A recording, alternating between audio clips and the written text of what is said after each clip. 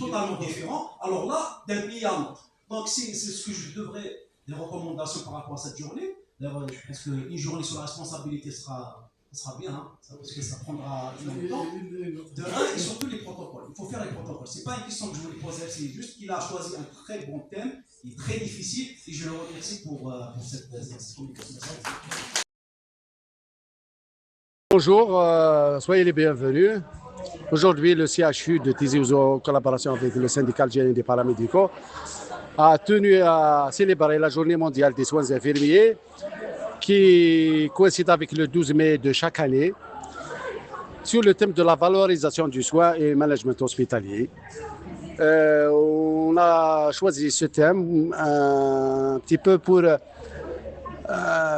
démontrer le rôle du paramédical et le but ou je sais pas, l'intérêt de valoriser son soin, son travail et valoriser aussi le soignant qui le donne aussi.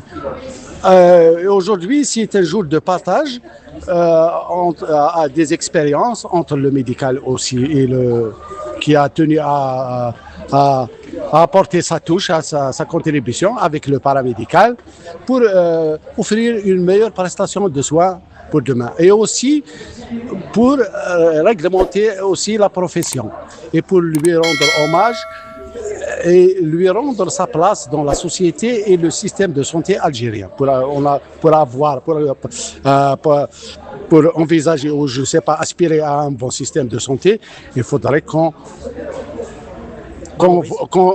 en parle ou qu'on regarde aussi cette tranche du personnel soignant pour sa valorisation et surtout pour sa formation continue et longtemps a été considéré comme un personnel d'exécution, mais maintenant le soignant ou le paramédical en général, c'est un personnel de conception et de gestion et il rentre dans le management hospitalier. C'est le maillon fort entre l'administration ou le ministère ou les autorités sanitaires et les services de soins ou avec la proximité du malade. Voilà.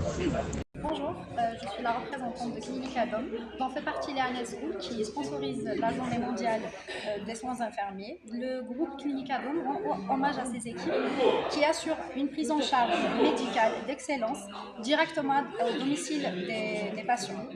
Grâce à une disponibilité 24 heures sur 24 et une expertise technique de pointe, nos infirmiers garantissent la continuité des soins dans le respect et l'intimité des foyers. Aujourd'hui, nous célébrons l'engagement quotidien et faire de la santé de proximité une réalité humaine et accessible à tous. Merci. Très juste et vrai, mais mon objectif aujourd'hui, c'est d'en parler uniquement. C'est une prise de conscience, c'est vulgariser ce mot diagnostic qui a été pendant des années, et même l'histoire le révèle, c'est-à-dire il a été uniquement attribué au diagnostic médical. Donc aujourd'hui, acceptons déjà, admettons que le diagnostic infirmier existe, parce que c'est celui-là qui va nous permettre d'apporter un peu de lumière sur nos actions, sur ce que nous faisons tous les jours. C'est la plus grande reconnaissance aujourd'hui avec l'avènement du numérique. Vous voyez, tout est classé en numérique. Mais pas le diagnostic infirmier, pas le dossier de soins. Qu'est-ce qu'on attend? Où sont les freins? Quel est le problème? Ça, aujourd'hui, la question se pose. Pour l'infirmier de l'IAO, c'est une spécialité. Normalement, c'est l'infirmier qui va dépasser les 3 ans sur le terrain pour qu'il puisse devenir un infirmier de l'orientation et d'accueil d'orientation.